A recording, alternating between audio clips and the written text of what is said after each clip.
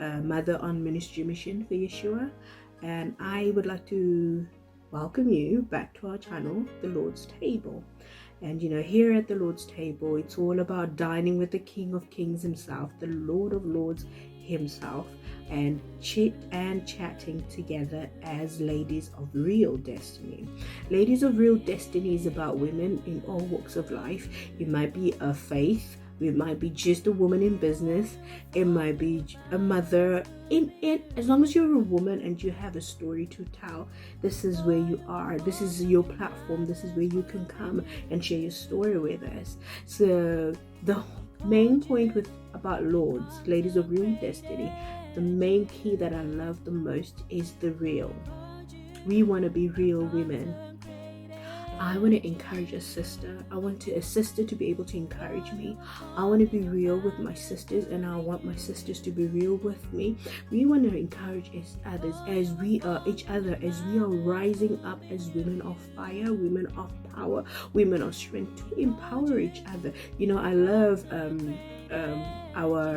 our video that we circulate, that we are actually inviting ladies. The young lady that made the video said, maybe you're just a lady in business in a male dominated world.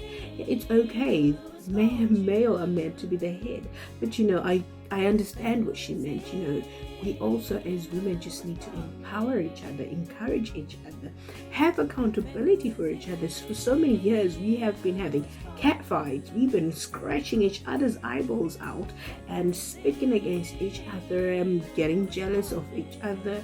But I believe we're in a place where we should be able to carry each other, lift a sister up, hook up with a sister, go up the mountain together, hook up with a sister, talk to a sister, encourage a sister. If a sister is struggling, why don't you lend a hand? If a sister is doing good, compliment. You don't lose anything. Awesome. So I'm a believer. I'm coming from a faith, and I'll be talking a lot using faith language. So I want to talk about myself. As I said, we talk about real. We want to be real. There's so many things that I've been going through my life, and there's one particular thing that I want to address, which I have a lot more to share, but there's one particular thing that I want to address. Somebody posed a question to me a few years ago. They asked me a question. Some of you you can see my hair. Can you see? Right now, it's all sparse. It's not all full. And I love being bald. And a lot of people do not know the reason why I go bald. Some people assume they assume what they assume, and I'm not going to be rude, but I have this saying which everybody knows: when you assume, you make a who out of who and who. If you know, you know. So a lot of people assume what they assume, but I had one gentleman from me, which is Fathers on Ministry Mission for Yeshua. He came and he sent me a text, and he asked, "Mommy, your hairstyle, I know you like shaving your head a lot. What's with the hairstyle? What is it? Is it a prophetic hairstyle?" That he took, to use his words. Is it a prophetic hairstyle? And I'm thinking to myself, prophetic hairstyle? What is a prophetic? That's the first I've heard, because I've never heard of anything that's called a prophetic hairstyle. But apparently in Zimbabwe, I don't know whether it's everywhere else, at that moment there was somebody that rose up and they were saying they shave their hair because it's a prophetic hairstyle. And to be honest, I've not heard that. If it's in scriptures, I have never seen it, and I'd never heard of it. So I laughed and said, why are you saying that? So he then explained to me that there's somebody that said, and I just said, no, that's not it. This is just my hairstyle. And it's got nothing to do with the word. It's got nothing to do with the prophetic. It's got nothing to do with nothing. This is just my hair. So now I am ready to share to those, because a lot of girls will say, you should grow your hair. You should do this. Why do you like shaving your hair? And then I got to the extent that many men and women of God have come to me and have said, do you know that a woman's hair is her glory? But excuse me, is her glory, is her covering. And I'm thinking, okay, thank you. Yes, I know. And thank you for sharing that. I wasn't rude. A lot of people do speak. But what I want to say is being real. For many of you, you're still wondering. The reason why I shave my hair is because of alopecia. It's a loss of hair. It's almost like, with men, they go bald. That's basically what's happening to my hair. And there's an underlying condition there. And I'm sharing this so you can understand that don't just assume or judge a book by its cover. Like I say, there's an underlying condition, and I've seen people saying a lot to me about my hair and saying a lot of things about it. But I want to talk about something that's dear and close to my heart, polycystic ovary syndrome. And this is something that I'm going to be building on more and more as we go on. So with that, you also lose your hair. So I think it's much later in stage. I don't know whether it starts off there, but for me it's much later in stage. I got diagnosed with this polycystic ovary syndrome when I was probably 25, and I'm almost 40. And so a whole lot of things come with it. You gain weight. Yep, you gain weight. You have so much belly fat. I've always been a big and chubby child, and I've never been small. But because of that syndrome, there you gain belly weight, and I have a belly, and you have all sorts of things. You have beard. You have you find you have more testosterone, if you like. So it's an imbalance of hormones and all that. So this is one of the reasons why I shaved my hair, because I'm a bit conscious of it. I got to a point where I was semi-depressed, but I don't know whether it was depressed or what. We're to a point where I didn't want to go to work because my hair, I was a bit conscious about it. And it wasn't really about my hair on my head that I was conscious about. It was about my facial hair, because when I started losing the hair, I had facial hair too. So this is what really did it for me. I couldn't. To this day, it's something that I struggle with each and every time. And I find people staring. I'm in the UK, it's so different. When I'm in Africa, I see people they do stare, but not as much, because a lot of women just leave their beard like that. And I find it rather very weird. But here, they will stare, they will look, and they will wonder. And I don't blame them, because there's transgenders, and I kind of think there's a time I made my husband laugh. I said, "Ooh, did you see that woman? She was staring." I mean, maybe they're wondering, "Ooh, could she be transgender?" So I was making him laugh. I said, "Ooh, baby, you're with a transgender." And then he just laughed, and then we just laughed it off. But it is something that is real. I've had to live with it. I've learned to live with it, and I have learned to manage it. It's hard work. So this is just an introduction of what I want to go and talk about. So about polycystic ovaries and us being real. Sometimes we just pretend, and I'm tired of pretending. Like, oh, I like my hair because it's all trendy and all. It's true. I like being bold, and that's a fact. But one of the main reasons is because of the loss of hair. But besides that, I always have liked being bold. And it's a good thing, at the other hand, that I loved being bold. So it's working for my good, if you see what I mean. But, so that's what I wanted to share, that, we shouldn't, as women, always people, we should not judge other people. We don't know what it is that they are going through, and we don't know why it is they're doing certain things. I'm not saying let's condone silly things that we can see that this is just silly. Oh, okay. But, I laughed, and so much so that people were coming with scripture, about, your hair is like this.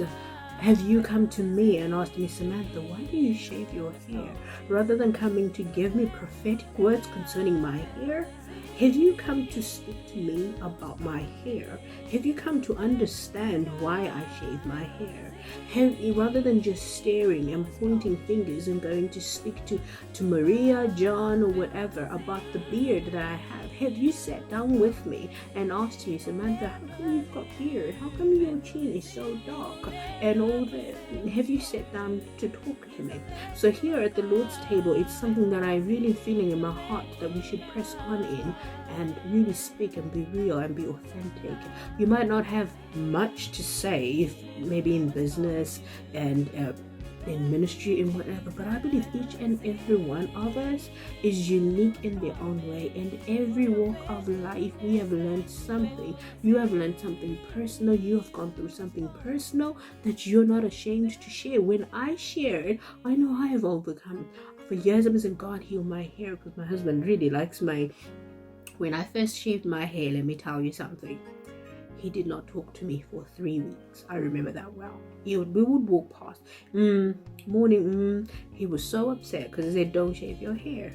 But then my sister-in-law loved my hair so much. She kept she go, oh my gosh, did you see Samantha? She just looks so good without hair. Oh my god. She pulls it off, and I kid you not, everybody was complimenting me on me not having hair. It was like bombarding him. In the end, he liked it, and now he doesn't mind. I even asked him, do you think I'm ready to shave? Like right now, I've grown it, because he says, oh, just keep it for a little bit. So I've grown it, and then I've just kept it on for a little bit. But sometimes he goes, oh yeah, go on, you go ahead and shave. He now likes it. Reason because we spoke about it, but I think he was shocked for seeing me without hair and being bold in the first step, but I had to do it, and I did it for myself, because sometimes you just there are things that you need to do for yourself, but I don't mean in a selfish way. Know when to do things for yourself, and so I said, I'm sorry, but I had to do this because of what it was doing to me. It was really knocking my confidence for 6. It was just not working for me.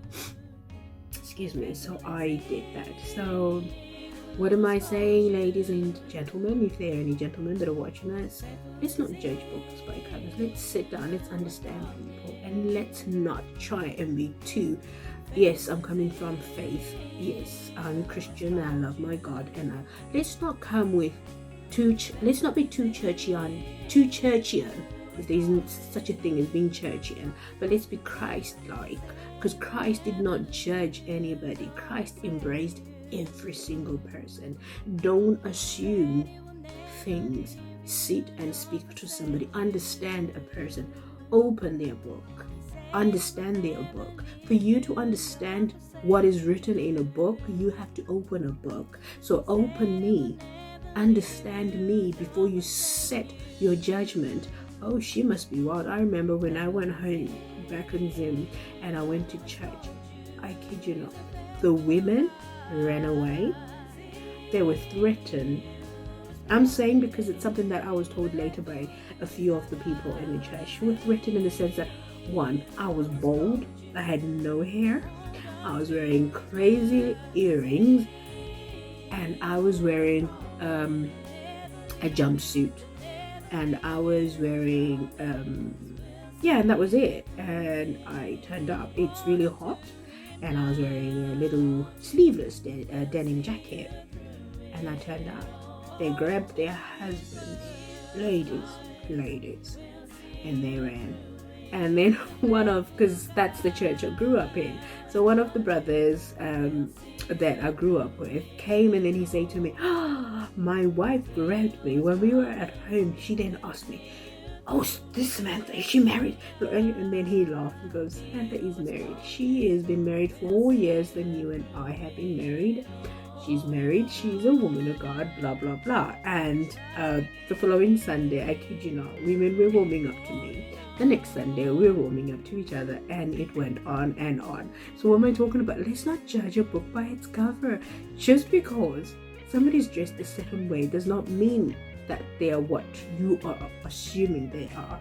And just because, back to my hair, which is the reason for the video, just because I am bald does not mean I'm promiscuous. It doesn't mean that I'm just trying to snatch your husband or whatever. It doesn't mean that. So let me not get carried away and forget what the video is about. This video is just me opening up and letting you know that, my boldness of my hair is because I have what they call alopecia, and it was caused by an underlying problem, which I can go in and speak more about. So on this channel, I personally am going to start with the honesty, the being real part. And you can ask me as many questions as you like, and I'll be able to answer you. So God bless you, And thank you for coming to Dine with the Lord. You've just dined with the Lord of Lords. God bless you, and we'll see you soon in the next video. God bless you.